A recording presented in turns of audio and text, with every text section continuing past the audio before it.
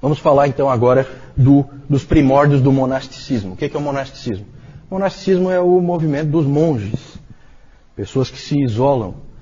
Esse mono, ficar sozinho, ficar isolado, é o monasticismo. Aqui nós vamos falar de algumas figuras bastante estranhas, esquisitas, radicais. Isso aí vem, evidentemente, nós sempre temos que associar uma coisa na outra, essas coisas não são independentes, tá? O monasticismo, ele vem por quê? Ele vem porque a igreja, na cabeça de muita gente, tornou-se completamente mundana e deixou de ser igreja. O nominalismo levou à radicalização de algumas pessoas. Primeiro porque você não tem mais martírio.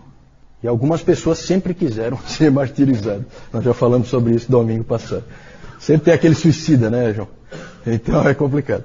Mas aqui então começa a aparecer essas figuras, essas pessoas estranhas que acham que não. Isso aí que está aí não é igreja. Não é igreja. Sabe? Sempre essa questão assim, o que é a igreja? Esse é sempre um ponto que vai gerar divisão, problemas. Porque cada um define de uma maneira. E essas pessoas começaram a ver que aquilo ali não era cristianismo. E aí começaram a fazer sacrifícios pessoais. E aí nós vamos ter figuras estranhíssimas. Põe o próximo aí, eu só quero ver o que tem aí. A pergunta da Rebeca é o que são primórdios. Primórdios é o início. O início. Né? É os primeiros traços ali de monasticismo. Nós vamos falar de umas figuras estranhas, como por exemplo, Simeão o Estilita. Já ouviram falar de Simeão o Estilita? Esse é uma figuraça. É um monge lá acho que é na Síria, no deserto da Síria. Ele resolveu que ele ia viver a vida dele inteira em cima de uma coluna. Então ele ficou em cima daquela coluna, lá as pessoas vinham aprender com ele. E ele morava ali, em cima da coluna. Vocês sabem o que é um estilita? Não confundam com estilista, que estilista é outra coisa. Tá? Um estilita pode olhar no Aurélio, lá na sua casa. Um estilita é uma pessoa que fica em cima de uma coluna. É isso aí. Interessante, né? Simeão o Estilita, acho que ficou bem encaixado, né? Ele é santo tanto na igreja romana como na ortodoxa. O dia dele, dia do santo, é o dia 5 de janeiro. Simeão o Estilita. Figuraça. Pode passar aí. Já no século III, começa esse movimento dessas pessoas estranhas indo para o deserto, indo para as colunas, né? Coisas esquisitas acontecendo. Mas no século IV e no século V isso aumenta muito mais. O mais famoso desses monges aí do deserto foi Antônio, ou mais conhecido também como Antão, Santo Antão. Mas Antônio é um nome correto também, pode-se usar qualquer uma das formas. Né? Não é aquele Santo Antônio de Pádua ou Santo Antônio de Lisboa, que esse é do século XII, não tem nada a ver, tá? Esse aí é outro, é o Antônio o Eremita, ou Antônio o Grande. No ano 270, terceiro século, portanto, ele tinha 20 anos e ele ficou profundamente impressionado com o texto de Marcos 10. Qual texto? Texto clássico do monasticismo. E Jesus, fitando-o, o amou e disse: só uma coisa te falta. Vai, vende tudo o que tens, dá aos pobres e terás um tesouro no céu. Então vem e segue. Esse é o texto monástico por excelência. Certo? Problema de interpretação, né? Na verdade, eles acham que aquilo ali vale para todos os cristãos. E ele então fez isso. Ele era um indivíduo de posses, ele vendeu tudo que ele tinha e foi para o deserto. E o resto da sua longa vida, ele viveu mais de 100 anos, ele viveu no deserto, completamente isolado de tudo e todos. As pessoas, esses pais do deserto, como eram chamados, eles sempre eram procurados pelas pessoas. Porque eles eram extremamente sábios. Eles refletiam o tempo inteiro, eles oravam o tempo inteiro, eles liam o tempo inteiro. Então eles eram indivíduos respeitados por todos. E aí começou aquela ideia, aquele ali é um cristão de verdade. Sabe, e percebem como isso aí começa a criar percepções, certo? Que vai influenciar depois a história da igreja. Por isso que esse aí primórdios do monasticismo. Porque nós não podemos aqui, nessa época, quarto, quinto século, dizer que não, o monasticismo é aqui. Não é. Isso vai longe. Aí tem frases de Antônio, né? Antônio disse, por exemplo, Aquele que se assenta em solidão e quietude escapou de 3 guerras: ouvir, falar e ver. Entretanto, contra uma coisa ele continua lutando: o seu próprio coração. Porque ele continuava com as mesmas tentações, apesar de estar distante. Então, ouvir, ver e falar, essas tentações ele não tinha. Mas ele continuava tendo tentações que vinham de dentro do coração dele. Com o tempo, se identificou os 8 demônios inimigos da vida monástica. Demônios é uma maneira de dizer, né? Glutonaria, pensamentos sexuais, amor ao dinheiro, tristeza, ira, preguiça, vanglória e arrogância. Mais tarde isso aí foi adaptado e passou a ser os chamados 7 pecados capitais. Por que capitais, hein? O que significa capital? Principais? Não, mortais. Mortais. Né? Os 7 pecados capitais.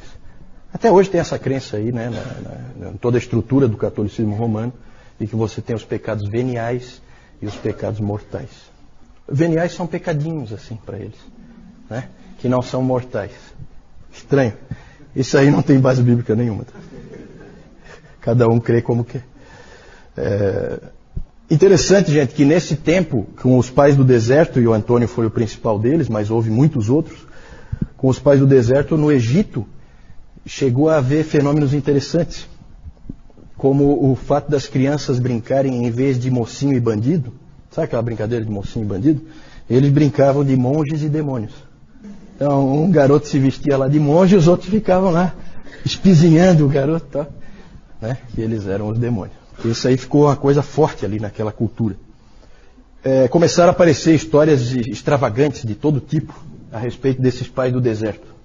Uma história interessante é a história de que uma vez porque daí as pessoas lá, os cristãos do mundo, vamos chamar assim, eles iam para o deserto encontrar esses caras, né? Eram sábios e tal. E aí, uma vez um desses foi no alto de uma montanha, que tinha um que estava lá no alto da montanha. E subiu aquela montanha e era difícil e tal, e encontrou com ele. E aí o eremita lá perguntou para ele: como é que estão as coisas lá embaixo no mundo? As pessoas têm fé suficiente para dizer a este monte: ergue-te e lança-te no mar? Ele perguntou pro carinha que vinha lá de baixo. Nessa hora em que ele disse isso, o monte começou a se mexer e houve um terremoto e o monte começou a subir. E aí diz que esse pai do deserto teve que dizer então: calma, montanha, eu não estava falando com você, eu só estava citando o texto bíblico. Volta para o teu lugar.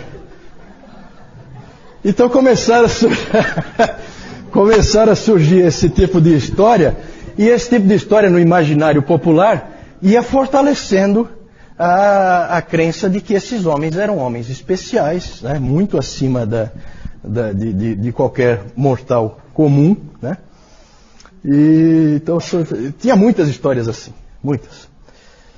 Depois houve um desenvolvimento do monasticismo, pode passar aí, com esse sujeito aqui que vai aparecer, o Pacômio. Esse Pacômio criou um tipo de monasticismo diferente, que é meio contraditório, porque ele criou o monasticismo cenobita. O monasticismo cenobita é o monasticismo de pequenos grupos, também conhecido como monasticismo da vida comum. Então, pequenos grupos de monges vão para o deserto, mas agora não é eremita, não é sozinho. E o Basílio de Cesareia, que nós vamos falar mais para frente, que era um dos pais capadócios, ele apoiou muito esse modelo de monasticismo cenobita, de pequenos grupos de monges. Porque ele dizia o seguinte: não adianta você ser humilde e não ter com quem exercer essa humildade. Jesus, quando lavou os pés, precisava lavar os pés de alguém, não adiantava lavar o seu. Então o Basílio argumentava que o monasticismo tinha que ser desse modelo e não do modelo do Antônio. E realmente foi esse modelo que acabou prevalecendo. Eu só queria fazer uma observação também de que não eram só homens que se tornavam monges, tá? Mulheres também se tornavam monges. A irmã de Antônio também se tornou, é o que nós chamamos de freira, né? Ela também se tornou, a irmã de Antônio tornou-se freira, e a irmã de Basílio e do Gregório de Nissa, a Macrina, também se tornou freira, se isolou do mundo para viver uma vida de contemplação, que era o ideal monástico. No Oriente, e aí já começa assim a ser um pouco diferente, aquela pergunta da Jussara, né? Já ficou um pouco diferente, as coisas no Oriente e no Ocidente sempre são um pouquinho diferentes. O monasticismo no Oriente sempre era mais radical. Quanto mais para o Oriente você ia, mais maluco você encontrava. Né? Gente do tipo do Simeão, o estilita. Né? Era gente acorrentada em pedra. Todo tipo de doido. Gente que se flagelava. Então esses doidos tinha por todo canto, especialmente no Oriente. No Ocidente não era tão comum. O estranho nisso tudo é que esses monges os monges do Oriente tinham um espírito missionário muito forte. Muitas vezes o padrão do Oriente era um padrão interessante. O indivíduo ele se tornava um monge, mas diferente do monge do Ocidente, ele acabava voltando. Ele ia lá, ele se fortalecia e algum dia, não todos é claro, mas muitos deles, algum dia ele acaba voltando para a sociedade e trabalhando na igreja. E normalmente como missionário, normalmente é ele que leva o evangelho adiante. É claro que os que estão em cima de colunas e os que estão acorrentados em pedra, fica um pouco difícil. Mas os outros tinham condições de ir, né? E eles realmente iam. No Ocidente, o monasticismo ocupa um papel fundamental também, pode passar aí. No Oriente, então, nós temos essas características que eu falei, monges, a maioria deles solitários, o ascetismo deles era extremo, eles eram radicais e tinham essa tendência missionária. No Ocidente, nós temos o monasticismo começando com Martinho de Tours. Esse Martinho era um soldado e ele, uma vez cavalgando, ele encontrou no caminho um mendigo que estava congelando de tanto frio. E o Martinho se condoeu dele e, já que ele também estava com frio, ele então resolveu pegar o agasalho dele e pegou uma espada e cortou o agasalho em dois. Ele ficou com uma metade e deu a outra metade para o mendigo. Naquela noite ele teve um sonho em que ele sonhou com Jesus Cristo vestindo aquela metade que ele tinha dado para o mendigo. Aquilo produziu, e agradecendo a ele. E aquilo produziu nele um efeito tremendo. Marcou a vida dele, aquele sonho que ele teve. E dali para frente então ele abandonou o exército e se dedicou à vida monástica, certo? E começou a conclamar outras pessoas a seguirem o estilo de vida dele. E aí no sul da França ele começou então a criar vários mosteiros, onde então iam se juntando cada vez mais monges. Mas claro que o indivíduo mais importante no monasticismo ocidental é Benedito de Núrcia. Todo mundo já ouviu a expressão os monges beneditinos. Beneditinos, uma referência ao Benedito de Núrcia. Ele é o criador da chamada regra. A regra nada mais é do que um manual dizendo como que o monge deve viver, o que ele deve fazer, como ele deve fazer. Ele segue aquela regra. Se ele seguir aquela regra, ele é um monge beneditino. Certo? A regra, ela era toda detalhada, dizendo tudo o que eles tinham que fazer. A regra estabelecia toda a rotina do mosteiro e a vida individual de cada monge. Os monges tinham tempos marcados de oração e estudo da palavra. Tudo era pela regra. A regra marcava. E a regra dizia que a primeira oração eram 7 momentos de oração conjunta, no dia, todos os dias. E o primeiro momento era logo depois da meia-noite, com a vigília, e depois eles então tinham vários momentos de encontro de oração e encerravam no início da noite com o que em português é chamado de as completas, que são a última oração do dia. Eles estudavam muito e trabalhavam muito. O Benedito sempre achava que o trabalho físico era importante para dar equilíbrio para os monges. Então eles tinham que orar, eles tinham que estudar e eles tinham que trabalhar. Certo? Então todos esses monges trabalhavam fisicamente também. A escala de trabalho era sempre dada naqueles momentos de oração. O que cada um vai fazer? O abade, né, do mosteiro diz o que cada um vai fazer nos próximos dias. E isso era feito propositalmente para dar a ideia de que aquilo ali não é um trabalho secular, que aquilo ali também é para Deus que eles estão fazendo. Então eles tinham essa visão. O que é que nós podemos dizer? Pode passar aí. O que dizer do monasticismo? Uma avaliação do monasticismo. O que nós podemos dizer? Há aspectos, como em quase tudo na história da igreja, há aspectos bons e aspectos ruins. Claro que é difícil você dizer que é ruim um cristão dedicado à oração. E eles oravam muito. Eles provavelmente oravam em um mês muito mais do que nós vamos orar na vida inteira. No Egito se dizia que as orações dos monges é que mantinham o mundo de pé. Então eram homens de oração. Isso é uma coisa que a gente nunca vai poder dizer que é errada. Eram também centros de conhecimento, os mosteiros. Eles eram os responsáveis por manter o conhecimento. Acabou sendo assim. Eles é que faziam as cópias das obras, levavam o conhecimento para frente. Eles é que detinham até o conhecimento. Eles é que acabaram sendo os professores. As primeiras universidades, os professores todos são monges, porque eles é que conhecem. As outras pessoas não conhecem, né? Então eles acabaram ganhando assim, por causa do muito estudo, da muita oração, da muita disciplina e do muito trabalho, eles acabaram ganhando uma estatura intelectual, de capacidade e tal, e na interação de uns com os outros, e que fez com que eles se destacassem também nessa área do conhecimento. Há um dizer em latim que dizia que os beneditinos sempre vinham com uma cruz, um livro e um arado. É a ideia, né? Eles, na verdade, eles sempre vinham com a pregação da cruz, eles ensinavam a Bíblia, que é o livro, e eles lavravam as terras. Todo o conhecimento de agricultura foram eles que desenvolveram, porque eles detinham esse conhecimento, era passado de um para outro. Então eles, na verdade, ajudavam aqueles povos lá com técnicas de agricultura e eles metiam a mão na massa, realmente.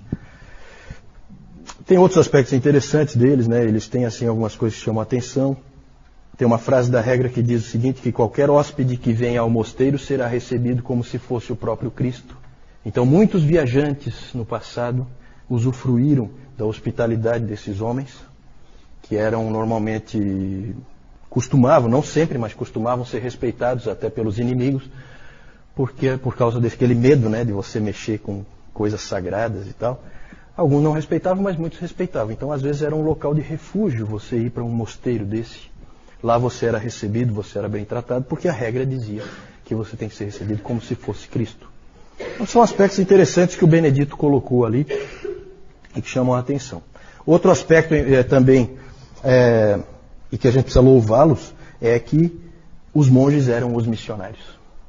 Aqueles países bárbaros em volta do Império Romano foram todos eles conquistados por monges. Os monges iam e sacrificavam tudo, arriscavam tudo para levar o Evangelho para aqueles outros povos. Então isso também é uma coisa que a gente não pode negar. Um outro aspecto que é bom e mal ao mesmo tempo é a separação do mundo. Por um lado, eles serviram para mostrar que cristianismo não é o Império Romano. Não é a mesma coisa. Cristianismo tem que haver santidade, tem que haver pureza, como era no princípio. Não é se tornar um total mundano e achar que é um cristão, porque o nominalismo estava ali. Então eles serviram como um lembrete. Só que ao mesmo tempo essa separação do mundo fez com que eles perdessem o contato com as coisas do mundo. E eles pararam de ter relevância e de poder ajudar uma pessoa do mundo nas lutas que uma pessoa do mundo sofre como cristão. Porque eles não viviam aquilo, eles estavam isolados. Então isso é um aspecto, ao mesmo tempo, por um lado bom, por outro lado, muito ruim. Muito ruim. Mas o maior problema do monasticismo, o mais grave talvez, é que ele criou o cristianismo de 2 níveis. Esse é péssimo. Você, inclusive, começou a haver o uso do termo, aquele indivíduo é um religioso. Religioso não é eu e você. Religioso é o monge, é o padre. Nós não somos religiosos, nós somos do mundo. Né? Então você tem um cristão de primeira classe e um cristão de segunda classe. Isso é muito ruim. Isso aí os reformadores lutaram com unhas e dentes contra isso aí. Inclusive o Lutero, que era um monge. Né? Então É interessante esse aspecto. Cristianismo 2 níveis, péssimo. Outro problema. Esse modelo monástico pode facilmente degenerar para um modelo de salvação pelas obras. O Benedito, ele tentou resguardar isso aí. Ele chega e escreve que não, que o nosso ganho em santidade, ele vem pela graça. Nós vamos nos tornando mais disciplinados e mais santos pela graça. Mas, como alguém já disse, onde está a tua ênfase, onde estiver a tua ênfase, ali estará a tua teologia. Então não adianta, você enfatiza muito aquele aspecto, é ali que a tua teologia está. Certo? E aí acabava caindo sim num modelo de salvação pelas obras. Agostinho mais tarde iria colocar a graça no centro. E adivinha de quem houve a maior resistência ao ensino de Agostinho de que a graça está no centro? De onde vinha a maior resistência? O que vocês acham? De dentro dos monastérios, mosteiros. Claro. Por quê? Porque se é tudo pela graça, o que nós estamos fazendo aqui?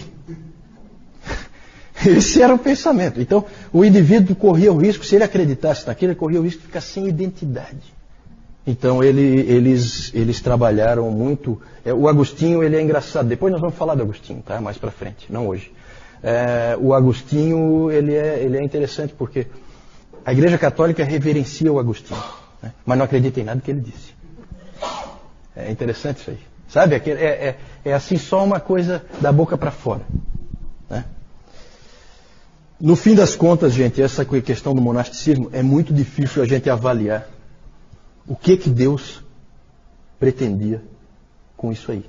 Nós ficamos pensando assim, poxa, esse monasticismo trouxe tanta coisa ruim. Mas também nós não sabemos como seria o mundo se ele não tivesse existido. Então, cuidado, a gente não consegue interpretar a providência de uma maneira satisfatória.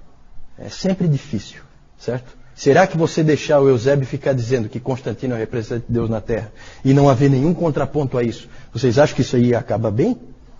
Ou nós precisávamos de um contraponto que depois ia se acertar? Eu gosto muito de pegar os monges, que eu acho que eles estão muito errados, mas eles têm muitas coisas interessantes e ênfases interessantes.